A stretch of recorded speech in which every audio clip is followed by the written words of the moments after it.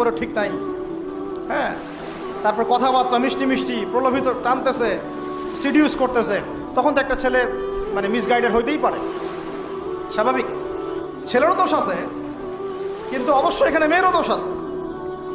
আমরা তো অনেক সময় ঢাকা শহরে দেখি রাত 10টা 12টা বাজতেছে, আমরা মাহফিল করে যাচ্ছি, কোনোদিন বাসায় ফিরতে 1টা 2টা 3টাও বাজে, রাত 3টার সময় ছেলে মেয়ে বাইকে করে ঘুরতেছে ঢাকা শহরে।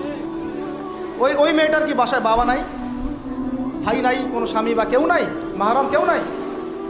আমরা সুযোগ দিচ্ছি বলেই তো আমাদের ঘর পর্যন্ত ঢুকতে পারছি। সবার আগে মেয়েদেরকে শক্ত হইতে হবে। আর মেয়ের বাবা যারা, আমি তো নিজেও মেয়ের বাবা, আমরা বাচ্চাদের সাথে সময় কাটাই আর ভাবি যা কী যে হবে ভবিষ্যতে আল্লাহ ভালো জানে।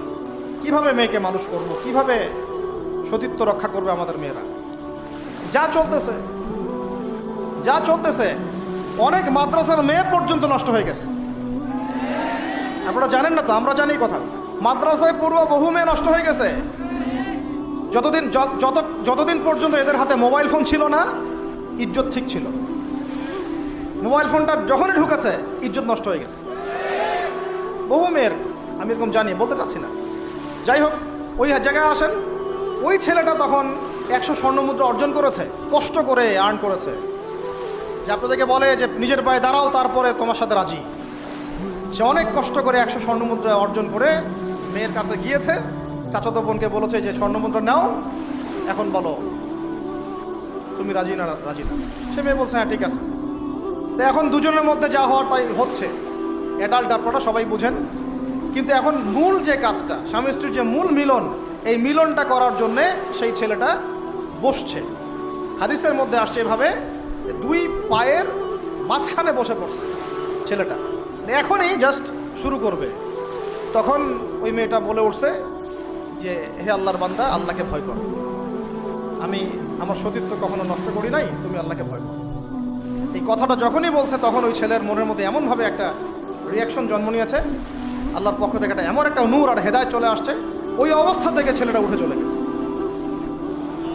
এবং স্বর্ণমুদ্রাও দিয়ে দিচ্ছে, যে স্বর্ণমুদ্রাও আমার দরকার নেই, যা।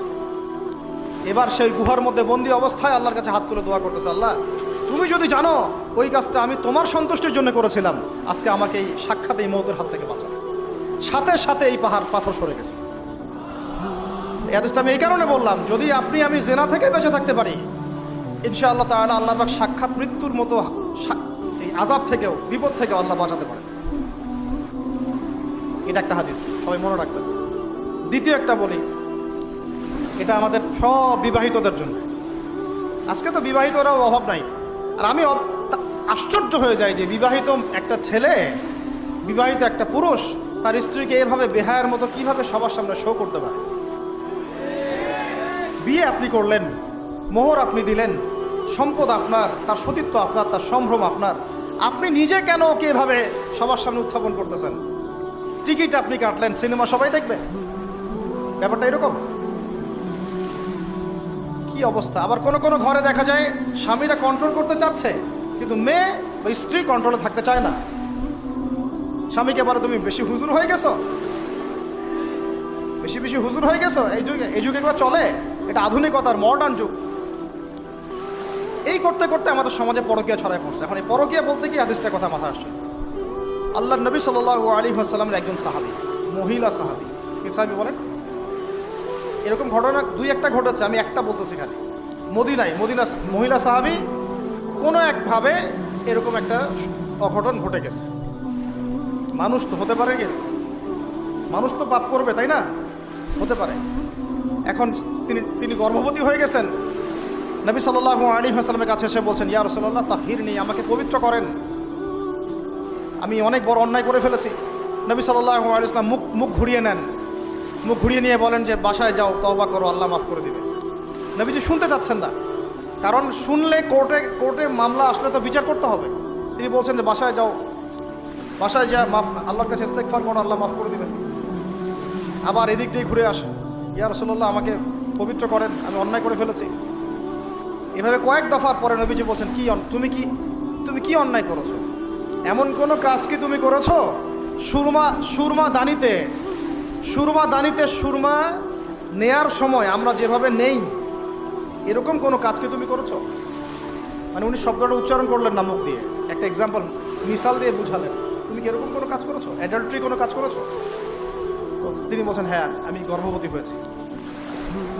নবী সাল্লাল্লাহু আলাইহি ওয়াসাল্লাম আমার বিচার করে দেন। তিনি বলছেন যে বাসায় যাও, আগে সন্তান জন্ম দাও, তারপরে দেখা যাবে।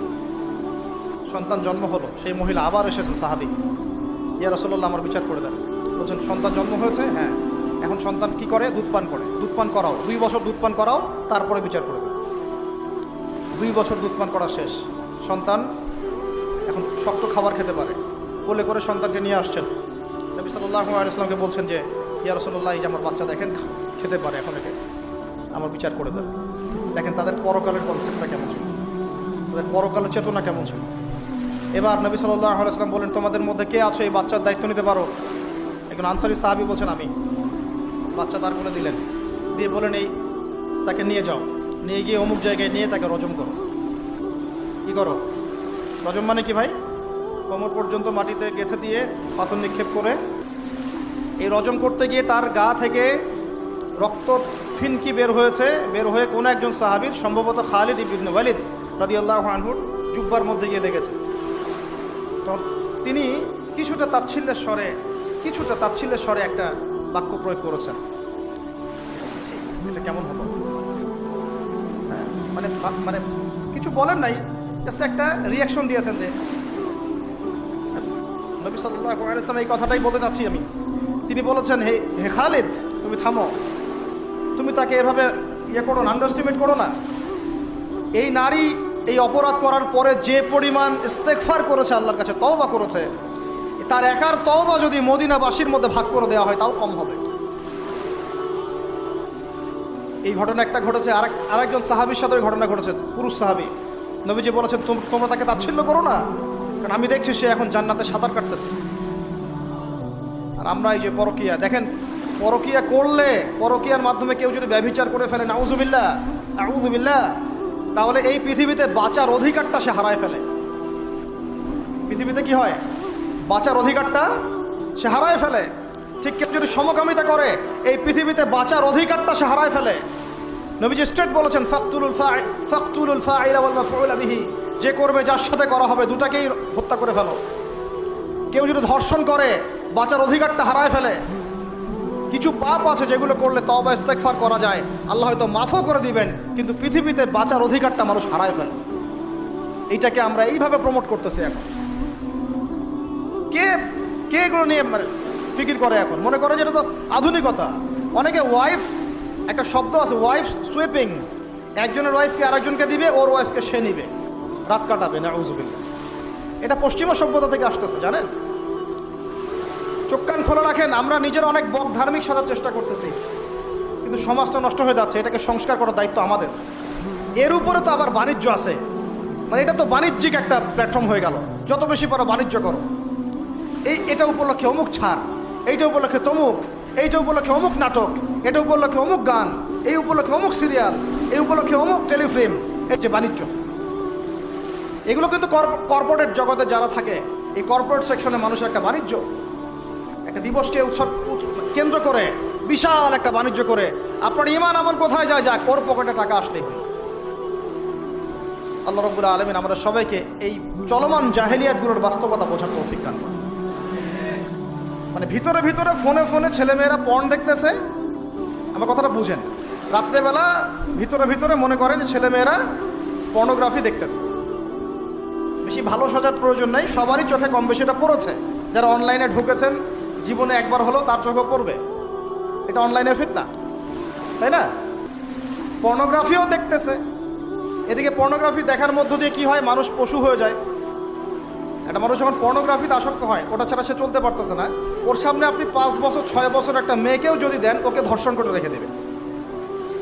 দেখেন, হ্যাঁ, কেন ধর্ষণ করলো 5 বছরের মেয়েটাকে? এটা কি সম্ভব? 5 বছর একটা মেয়ের সাথে কি মানে সেক্সুয়াল কোনো সম্পর্ক সম্ভব? ও কীভাবে করতে পারলো? বিকজ পর্ন দেখে দেখে ওটা মাথাটা নষ্ট হয়ে গেছে। পর্ন যেটা করেছে, পর্নোগ্রাফি আর এই জেনাগুলো যেটা করেছে, সত্যিকারের ভালোবাসার সংজ্ঞাটাই পরিবর্তন করে দিয়েছে। সত্যিকারের ভালোবাসা মানে হচ্ছে দায়িত্ব, রেসপন্সিবিলিটি, বিশ্বাস, ভালোবাসার মানুষ ভালো থাকে এটা চাওয়া। তার উপর আমার জিম্মেদারি আছে, তাকে ভালো রাখা। ভালোবাসা মানে কি? স্বার্থ ত্যাগ করে তার স্বার্থ দেখা, তাই না? সম্মান, ভালোবাসার ডেফিনেশন কি? ভালোবাসা মানে কি? আমি আমার ওয়াইফকে ভালোবাসি, তার মানে কি আমি তার ইজ্জতের জিম্মাদার, তার দিকে চোখ তুলে কেউ খারাপ চোখে তাকাতে পারবে না।